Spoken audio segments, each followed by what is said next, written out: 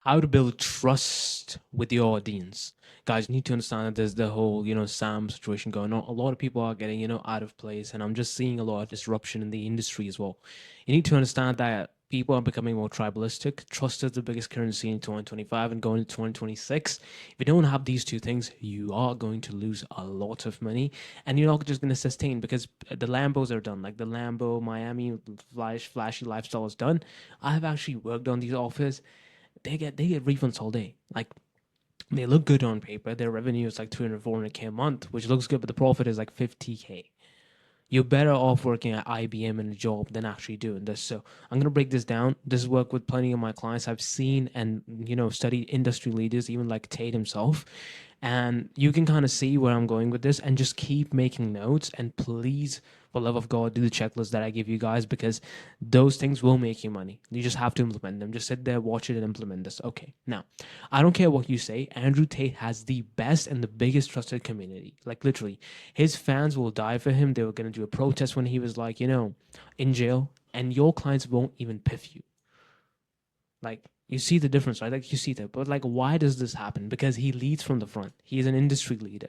Now, of course, he's a different category, but I'm going to talk with people similar, but I'm just telling you how far can you go with this. Same with Luke Belmont. Of course, Luke Belmont fans are not that hardcore, but like they'll go where Luke is going. They will join Capital Club, and everything is becoming tribalistic. Everybody wants to be inside of a community which is secure and private, and nobody wants to be like the whole friendship era is kind of gone. Now, the reason is because of results, right? Tate is a massive example. Let me look at someone, smaller, which is Nick's setting comparatively.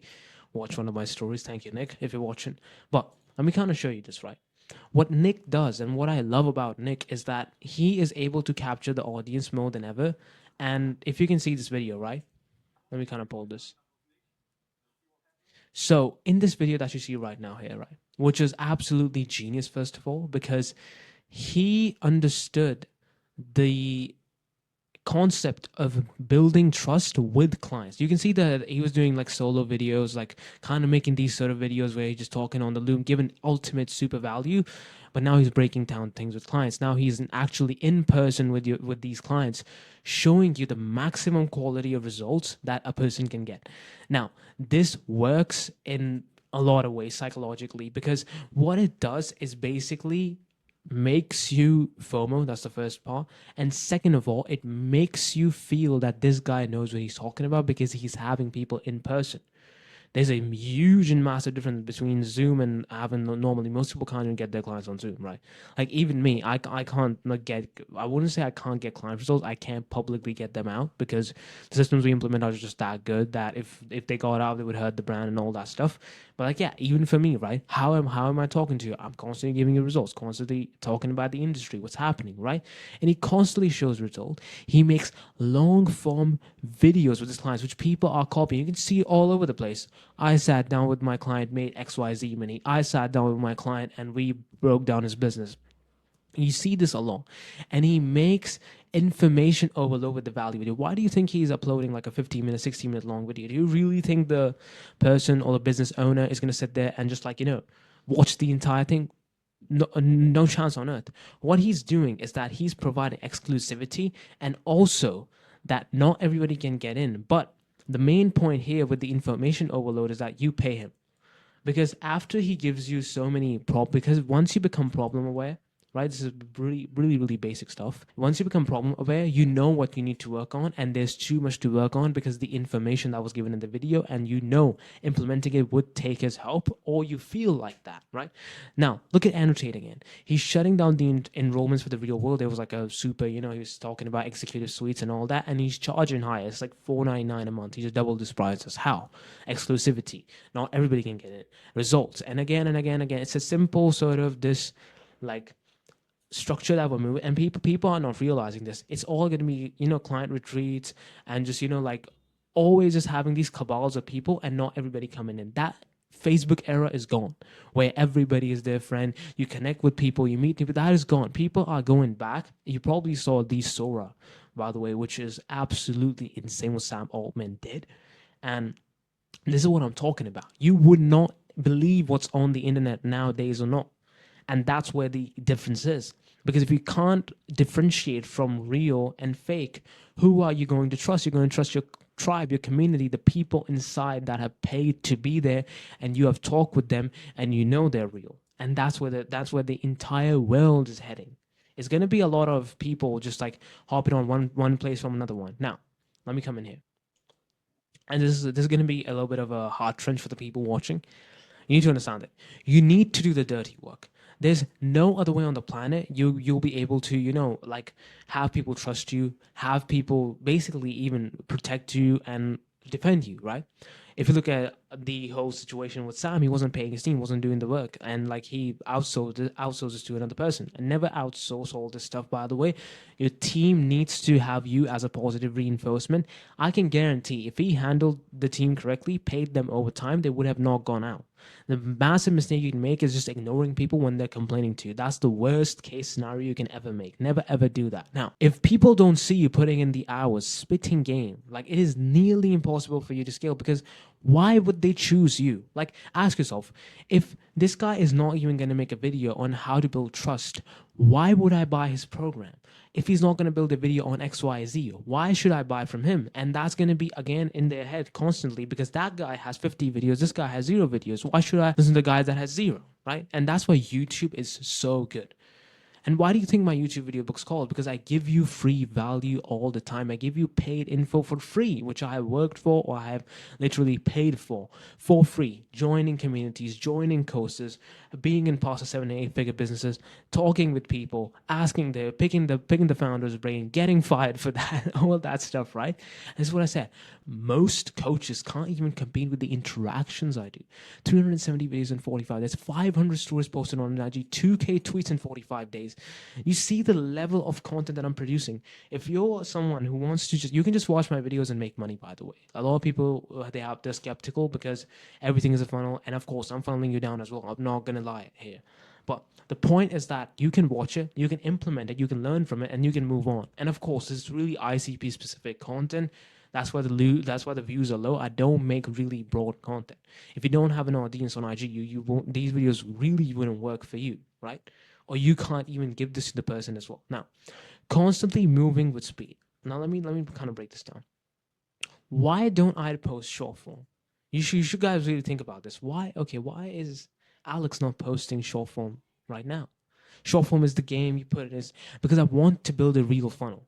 If I did short form first, where would I funnel my clients to?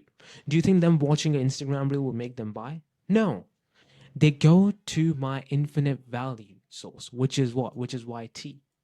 YT is my infinite tab. I have 50, I think this is going to be the 54th or like 55th, I don't know, 44th video, which is absolutely insane. I have 44 videos to ready for you, cooked up, 16, 17 minutes of pure value. I can handle every single objection that you have. I can break your limiting beliefs in that video and I can go with it, right? And that's why you pay me to fix it, because as soon as your problem, again, it's the same kind of this. It's the same kind of lever. You make people problem aware. They see how many problems they have. They fix one problem. They're like, okay, let me go back to this guy and solve the next one. And this is going to do, because once I push organic and ads, which I will be doing, my YouTube have all the FAQs. They have all the frequently asked questions. People will watch and watch and watch and buy. The IG to YouTube funnel is the greatest funnel on the planet right now. And if you're not capitalizing on it, you're going to lose money. Because, first of all, you don't get any allegations that this guy doesn't know what he's talking about if you can't make the videos. That's the first part. The second part is any sort of DM you send, any sort of person that's on the border, that's not selling, a YouTube video can convert that person right then and there. And that's where the magic is. Most of you guys are not able to realize the importance of this, and you need to basically hone this in your head as much as possible. Now, next point, which is super crucial, by the way, and you need, I'm just gonna be honest with you, if you watch my videos and implement even half of it, you're gonna be good, right? The amount of tweets that I've produced is enough to start an info business, to be honest. Like literally, I have like 17,000 tweets. Of course, a lot of them are just funny, me replying, me, going to the trenches, doing all that stuff. But like, I have really solid tweets and I have these really solid videos, right? Because the level of value will come in handy as soon as I push the volume lever. As soon as I'm going to be posting content, as soon as I'm going to be showing results, as soon as I go off to the new avenue, which is getting more and more eyeballs, I will have all the conversion in the world. I'll be like, okay, guys, you don't want to buy? You can watch my YouTube for free. Watch it.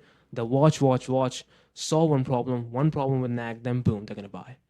And this is how you do it. You need to be super, super specific with what you're doing. Even right now, the way that I consult my clients is that, hey, you have organic, which is amazing. Stop making at least once a week or twice a week a YouTube video. Please, guys, if you're listening to this, make one YouTube video or at least 2 times a week a video. And break one limiting belief with that. One limiting belief per video. And that's it. I've broken this down in my YouTube video as well, which is like, how do you actually make content? Because you need to give people before you receive, and that's the game. Pick the right clients, make them happy, and move on. If the client is happy, fulfillment is done, by the way, guys. A lot of people overcomplicate fulfillment, and some people will call me out for this. Of course, you want to get your client's results. I'm not saying that, but if the client is happy, they're like, let me make a happy face. If they're happy, let's say you scale people to 50K a month, which I do, right? Well, let's say your client is happy at 15.